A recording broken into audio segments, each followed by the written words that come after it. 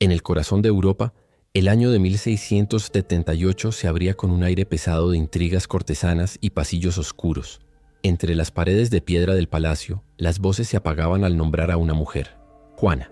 No era simplemente una reina, era la figura más temida de la corte, envuelta en rumores que parecían imposibles de creer. Aseguraban que en su alcoba no descansaban solo tapices bordados y mobiliario de oro, sino féretros, fríos y cerrados, donde yacían los cuerpos de sus propios hermanos. Los criados juraban que el hedor los perseguía al amanecer, cuando cambiaban las velas consumidas por la vigilia nocturna. Nadie se atrevía a entrar sin orden, pues quien lo hacía regresaba pálido, incapaz de pronunciar palabra. En los corredores se repetía un único relato. La reina dormía al lado de los cadáveres, no como un gesto de duelo, sino como si aquellos cuerpos siguieran siendo parte de su vida cotidiana. Para entender a Juana, hay que entender el poder y el aislamiento de una mujer que creció en un mundo de alianzas, matrimonios forzados y traiciones. Desde niña fue testigo de cómo cada decisión en palacio estaba teñida de sangre y cómo los hermanos que alguna vez compartieron juegos de infancia se convirtieron en piezas de un tablero político. En ese tablero perder significaba morir, y vivir no siempre era garantía de cordura. La corte, siempre atenta, alimentaba el misterio. Cuando Juana caminaba entre columnas, los sirvientes bajaban la mirada no por respeto, sino por miedo. Decían que sus ojos reflejaban noches enteras sin dormir, contemplando ataúdes y acariciando maderas frías como si fueran rostros vivos. Otros aseguraban que hablaba con ellos en voz baja, conversando con sus hermanos como si nunca hubieran dejado de existir. El poder real le permitía encerrar secretos sin rendir cuentas. Y, sin embargo, las grietas del silencio se abrían poco a poco. Los rumores salían de las cocinas, de los pasillos húmedos, de los guardias que escuchaban pasos cuando todo debía estar quieto. En esa época donde la locura podía ser disfrazada de excentricidad, Juana encarnaba lo inexplicable. Nadie podía enfrentarla directamente, porque la monarquía tenía su propio código. Lo que ocurría en los aposentos de la reina se sellaba entre muros, aunque el hedor se filtrara hasta las escaleras de mármol. El año 1668 apenas comenzaba, y con él un capítulo aún más oscuro de su reinado. Los cronistas de la época escribieron en clave, como si temieran que la verdad les costara la cabeza. Pero en los pliegos escondidos en archivos polvorientos aún hoy se conserva la certeza. Juana no se separaba de sus muertos, y lo más inquietante es que no lo hacía por amor, sino por dominio. Dormía con ellos no porque los extrañara, sino porque necesitaba recordarle a la corte quién tenía el poder de decidir sobre la vida y la muerte en el palacio. Antes de seguir revelando lo que ocurrió en aquellas cámaras selladas, asegúrate de suscribirte a este canal, activar la campanita de notificaciones y dejar en los comentarios tu país o ciudad. Así no te perderás los próximos capítulos de esta historia que la monarquía intentó silenciar. En los pasillos ocultos del palacio, los primeros rumores se transformaron en pruebas tangibles. No eran simples habladurías de criados atemorizados, eran registros escritos en hojas quebradizas que sobrevivieron al tiempo. Un guardia, en su diario personal, anotó que fue convocado a la alcoba de Juana una madrugada, cuando una de las cerraduras de hierro de un féretro se había roto. La descripción es precisa y aterradora. El olor era insoportable, y el cuerpo, pese a estar embalsamado, mostraba un rictus grotesco que parecía observarlo. La reina, lejos de mostrar asco, acariciaba el rostro marchito como si fuera el de un hermano dormido. Otro documento, guardado en secreto por un escribano de confianza, narra cómo Juana ordenaba limpiar los féretros cada luna llena. Exigía que las maderas fueran pulidas, que los clavos se ajustaran, que las bisagras no chirriaran. No permitía que el paso del tiempo desgastara la dignidad de los muertos. Era un protocolo macabro que mantenía bajo su control, como si gobernara sobre vivos y difuntos por igual. Los sirvientes que se atrevían a hablar lo hacían en voz baja, con miedo a ser castigados. Una doncella aseguró que la reina solía dormir con la cabeza apoyada sobre la tapa de uno de los ataúdes, murmurando palabras que nadie comprendía. No eran plegarias ni lamentos, sino frases cortas, dictadas con firmeza, como si diera órdenes a quienes ya no podían obedecer. En 1678, la corte intentó ocultar estas escenas, borrando informes, castigando a quienes se atrevían a registrar lo que veían. Pero algunos testimonios sobrevivieron porque fueron escritos en diarios personales, nunca destinados a los archivos oficiales. Esos escritos dispersos y dañados conforman hoy el mosaico de una verdad inquietante. La reina convivía con la muerte como si fuera su corte, privada. Lo más perturbador eran las reacciones de Juana cuando alguien insinuaba que debía trasladar los cuerpos a criptas o mausoleos. Perdía el control, gritaba, y en ocasiones amenazaba con encerrar a quien lo sugiriera en la misma cámara donde descansaban los féretros. El poder absoluto que ejercía impedía cualquier cuestionamiento.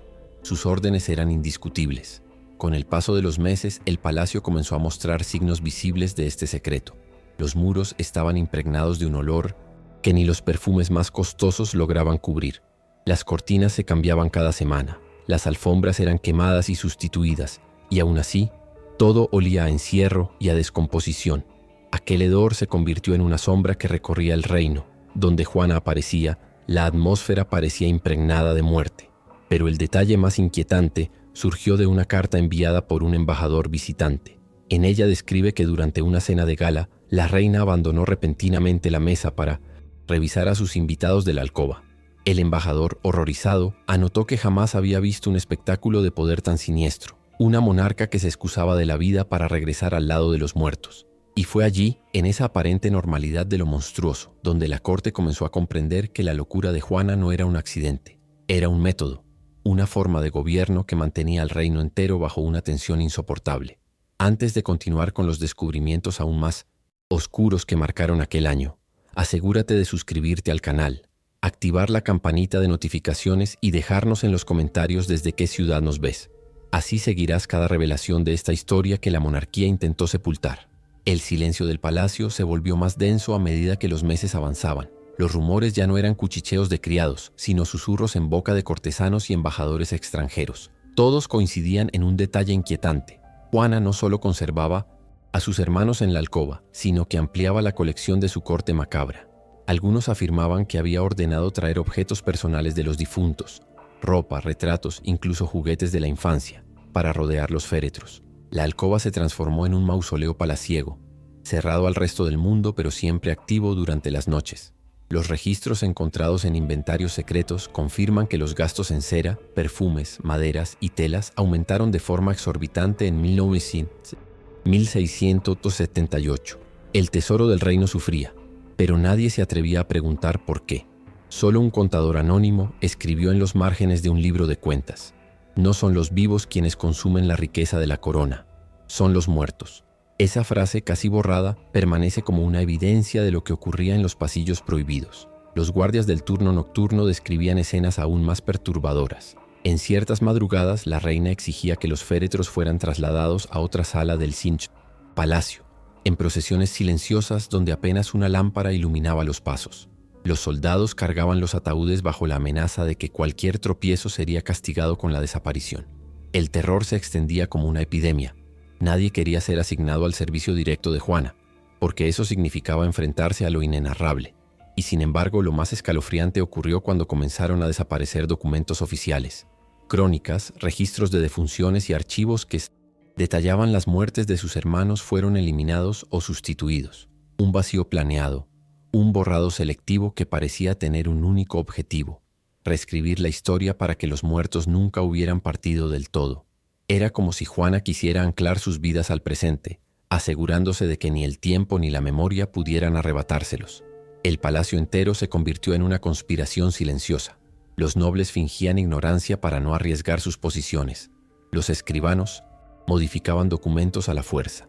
Los embajadores extranjeros redactaban cartas en clave para no ser acusados de difamación. Y entre tanto silencio, Juana consolidaba su reinado de sombras. Un poder que ya no se sostenía en ejércitos ni alianzas, sino en el dominio psicológico de quienes la rodeaban. Una noche, según el testimonio de un sirviente que logró escapar y escribir sus memorias años después, la reina obligó a todo su séquito más cercano a desfilar frente a los ataúdes. Uno por uno, debían inclinar la cabeza y saludar a los muertos, como si aún fueran príncipes vivos y con autoridad. El sirviente escribió: ese día comprendí que el verdadero poder no estaba en los vivos. La corona lo sostenían los cuerpos fríos. Fue entonces cuando los rumores dejaron de ser anécdotas aisladas y se transformaron en un secreto compartido. La corte entera sabía que la reina dormía con sus muertos y gobernaba con ellos. Y aún así, nadie se atrevió a detenerla. El invierno de 1678 marcó el clímax de aquella decadencia. Los sirvientes más antiguos recuerdan ese año como la temporada del encierro, porque Juana dejó de mostrarse en los grandes salones y convirtió sus habitaciones en un universo paralelo, dominado por el silencio y el hedor. Nadie entraba sin ser convocado. Las puertas permanecían aseguradas con cerrojos pesados, y detrás de ellas la reina vivía en un tiempo detenido, custodiada por ataúdes alineados como si fueran tronos de madera oscura. Uno de los relatos más estremecedores proviene de un guardia que, bajo amenaza de muerte, tuvo que permanecer en la sala durante toda una noche. La reina ordenó que abriera uno de los féretros, y allí, con un gesto solemne, acarició el cabello reseco del cadáver de su hermano mayor. El guardia escribió años después que Juana habló durante horas, relatando recuerdos de infancia, como si aquel cuerpo sin vida pudiera responderle. Lo perturbador no fue la conversación, sino la naturalidad con que lo hacía, como si aquella escena fuese parte de la rutina cotidiana. El aire en la alcoba era insoportable. Las telas pesadas absorbían el olor dulzón de la descomposición y las velas apenas lograban enmascararlo. Aún así, Juana permanecía impasible, rodeada de aquellos cuerpos como quien se rodea de consejeros. El guardia juró haberla visto asentir, como si escuchara respuestas invisibles. No pudo soportar más y fingió un desmayo, pero incluso en su caída recordó la mirada fija de la reina, exigiéndole silencio. Ese invierno también circularon rumores sobre banquetes privados. No eran festines para la nobleza, sino cenas solitarias, servidas en la propia alcoba. La reina ordenaba que se colocaran mesas pequeñas junto a los féretros, con platos preparados y copas de vino. El personal debía retirarse enseguida, pero algunos aseguraron haber oído el choque de vasos y el murmullo de brindis que jamás fueron respondidos. La idea de una monarca compartiendo la mesa con cadáveres se propagó como un secreto venenoso, y quienes lo mencionaban eran castigados con destierro inmediato. El palacio entero comenzó a resquebrajarse. Los guardias fingían enfermedades para no cumplir guardias nocturnas. Las doncellas huían en plena madrugada, abandonando vestidos y pertenencias. Incluso los consejeros más fieles pedían audiencias en otras residencias con tal de no permanecer en aquella atmósfera macabra. El poder de Juana ya no dependía de la política, sino del miedo absoluto que inspiraba. Pero lo más escalofriante ocurrió cuando decidió exhibir sus muertos. Durante una tormenta convocó a un reducido grupo de cortesanos y los obligó a ingresar a la alcoba. Frente a ellos, con gesto orgulloso, levantó los sudarios de los féretros y pronunció una frase que quedaría grabada para siempre. «Ellos nunca me abandonarán». Nadie osó contradecirla. Los presentes inclinaron la cabeza y aceptaron aquella verdad monstruosa como parte del reinado. Aquel gesto, más que un acto de locura, fue una declaración de dominio. Juana no solo convivía con los cadáveres, los utilizaba como símbolo de poder, como recordatorio de que en su palacio incluso la muerte obedecía a la corona. Antes de seguir con los últimos capítulos, donde descubriremos cómo esta historia terminó y qué quedó registrado en los archivos secretos, asegúrate de suscribirte al canal, activar la campanita de notificaciones y dejar un comentario con tu opinión sobre este pasaje macabro. La primavera de 1679 no trajo alivio al Hals-Olsint palacio. Las flores crecían en los jardines exteriores, pero dentro de los muros la atmósfera era irrespirable. Los rumores de Juana y sus muertos ya habían escapado más allá de las fronteras. Cartas cifradas circulaban entre embajadores, describiendo lo que muchos llamaban la corte de los difuntos. Sin embargo, dentro del reino, nadie se atrevía a hablar en voz alta. El miedo a la reina era tan absoluto que incluso los nobles fingían desconocer lo evidente. La monarquía estaba gobernada por una mujer que dormía entre ataúdes. Las tensiones aumentaron cuando algunos cortesanos empezaron a desaparecer. Nadie sabía si habían huido o si la propia Juana había ordenado su silencio. Lo único cierto era que sus nombres fueron borrados de los registros oficiales, igual que había hecho con sus hermanos muertos. El palacio entero se convirtió en un escenario de ausencias. Cada banquete tenía menos invitados, cada consejo menos voces. La reina se rodeaba de fantasmas y dejaba que el vacío sustituyera a los vivos. Un manuscrito anónimo, hallado siglos después en los sótanos de una biblioteca, describe el palacio en aquel tiempo como un espacio condenado. El autor habla de habitaciones cerradas con llaves que nunca se encontraban, de pasillos donde se escuchaban pasos dobles aunque solo una persona caminara. Relata también cómo las ventanas eran selladas para que nadie viera desde afuera las luces que permanecían encendidas toda la noche.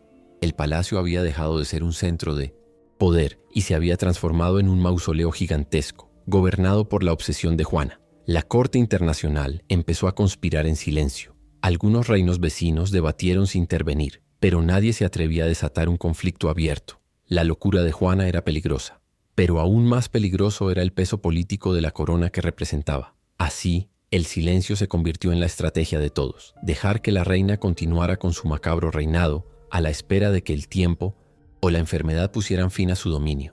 Mientras tanto, dentro de las cámaras selladas, la rutina continuaba. Los ataúdes eran pulidos, las telas cambiadas, las velas encendidas. Juana hablaba con sus hermanos muertos, compartía cenas con ellos y utilizaba su presencia como advertencia. Quien entraba en aquella habitación salía transformado. Algunos enmudecían para siempre, otros desaparecían al poco tiempo. La frontera entre obedecer y enloquecer era cada vez más delgada. El final llegó sin explosiones ni rebeliones. La salud de Juana comenzó a deteriorarse, aunque nadie supo exactamente cuándo. Algunos dicen que simplemente dejó de salir de su alcoba. Otros aseguran que se encerró con los ataúdes y no volvió a abrir las puertas. Lo cierto es que el palacio se sumió en un silencio más profundo que nunca. Y cuando finalmente fue declarada muerta, los sirvientes que entraron descubrieron un escenario indescriptible.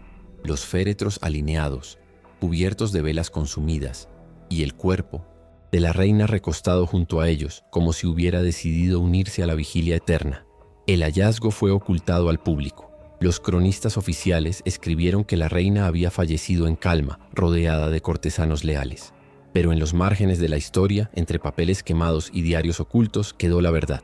Juana murió acompañada de los cadáveres de sus hermanos, tal como había vivido los últimos años de su reinado. Ese fue su legado.